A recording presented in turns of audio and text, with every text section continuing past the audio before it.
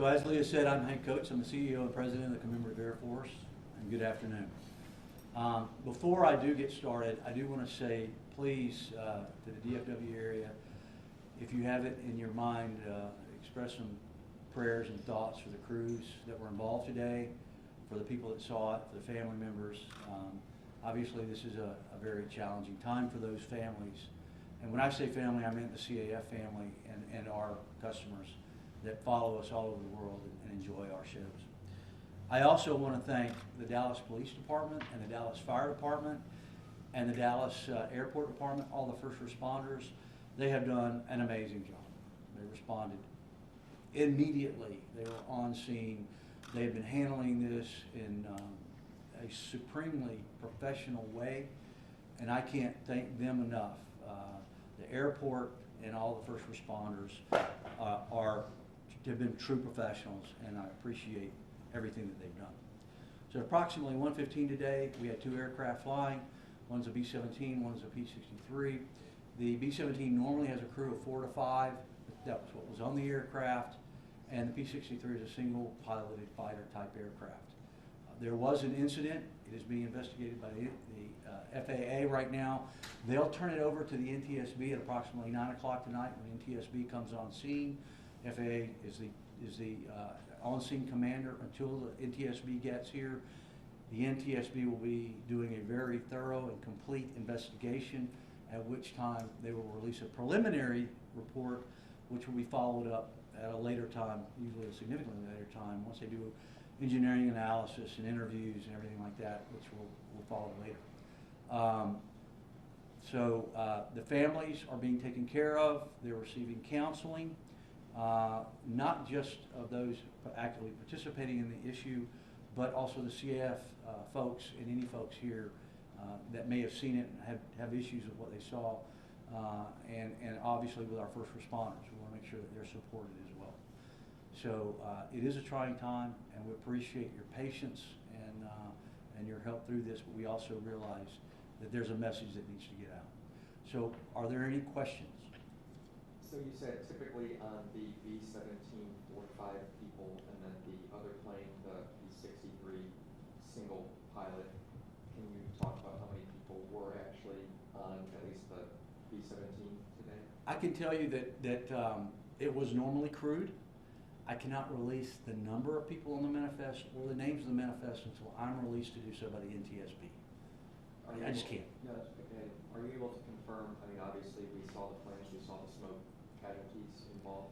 Again, that's something that until I get consensus from DPD, the fire department, FAA, and NTSB, and we are absolutely sure that all the next of kin are notified, I can't release that information. When that information is able to be released, Leah will have it, and she'll be your point of contact to get that information. Can you tell us a little bit about today's air show? These planes are owned by Commemorative Air Force, and who flies the planes during the air show? Sure. The Commemorative Air Force has over 180 aircraft. They're all over the world. They're all over the United States. They appear in air shows almost every weekend of the summertime. Some air shows like this one are produced by the Commemorative Air Force. We appear in others.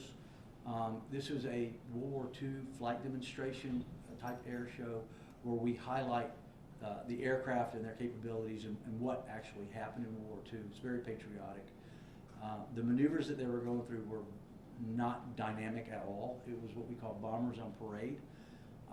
But beyond that, there's not a lot for me to say.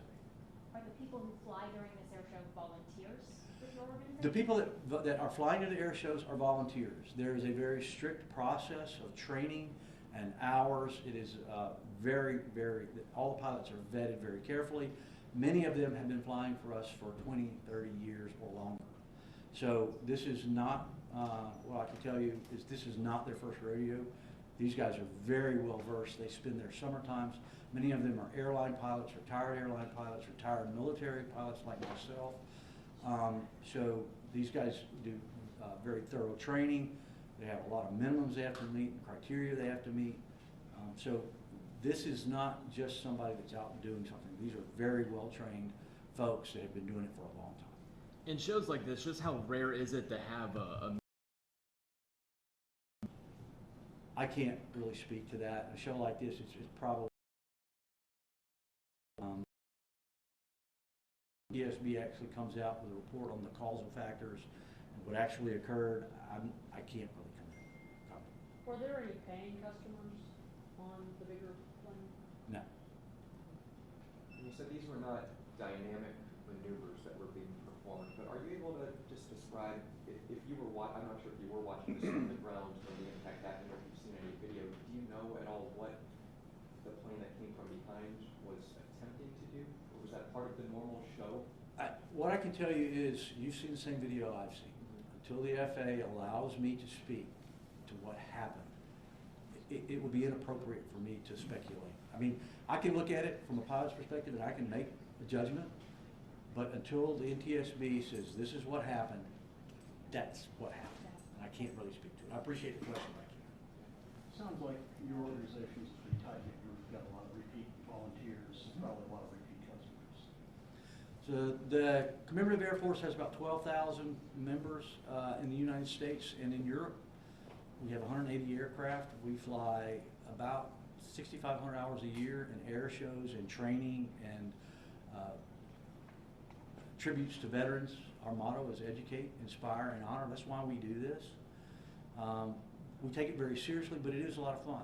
And we are a very close-knit family. I can tell you this is an extremely close-knit family. Everybody knows everybody. And the outpouring of support that I'm getting right now, that Leah's getting right now, is amazing. We have a lot of fans. Our families ride on these aircraft. My wife rode on that aircraft last year, and I'd put her in it again. This is not about the aircraft. It's just not, I can tell you. The aircraft are great aircraft. They're safe. They're very well maintained. The pilots are very well trained. So, because I know all these people. These are family, and they're good friends. Thank you for the question. Can you expand on some of the resources for those within the Commemorative Air Force, and if there are any beyond, as far as what they saw today, as far as those who witnessed the tragedy of the accident? What I can tell you is the Dallas Police Department and the Dallas Fire Department have offered their counseling services to help with this, and I've met with them. They're great people. They're doing a great job. Many of our members are airline or retired airlines. There have been several airlines that have stepped up and offered their services, and we have a group on standby that provides that service. You know, this isn't about a competition, who gets their first rating. The more the merrier. The more support that we can give folks, the better. And this is not a short-term process, it's a long-term process. So I can't at this point tell you who or what. I can tell you there's going to be a lot of resources available. Like I said, DPD and the Dallas Fire Department have offered their resources, and they're doing a great job helping us as we move forward. So, thank you. Do you know roughly how many spectators were here for the event today when the crash happened? I don't know. What do you think? 3,000, 4,000? It's pretty hard to say. I would say around 4,000 people, maybe between 4,000 and 6,000 people, because we also have people, you know, volunteers coming in and that sort of thing. But Yeah. a couple thousand people. How long had it been going Last on? question, guys. Yeah. How long had it been going on today? Was this like a finale type thing, or? No, the show went from 10:30, 11 o'clock till 4 o'clock, I believe it was, or 3 o'clock. So there was another hour or so left in the show before, you know, the event. This was an annual show for Dallas? Yes, this was the 7th year, I think, Leah, the 7th year that we've had the show in Dallas. And this is the first issue like this that we've ever had to deal with. But it's very well, you know, it's amazingly well received. The Southern Dallas corridor loves it, and people come from all over the world that come to see this show. We have friends I've got a real good friend of mine that comes from Korea every year. He's an executive in Korea, and he comes here every year because he loves this show so much. It's a very intimate show. You have the ability to get close to the airplanes, to see the pilots. It's not something where they're way over there. They're right here, they're with you. It's very safely done, but we feel it's important that the kids, because we do this for kids and veterans, that they can see the airplanes, they can touch the airplanes, and meet the pilots, so that they can be, they can learn, they can be educated and inspired to do these kinds of things. Thank you, guys.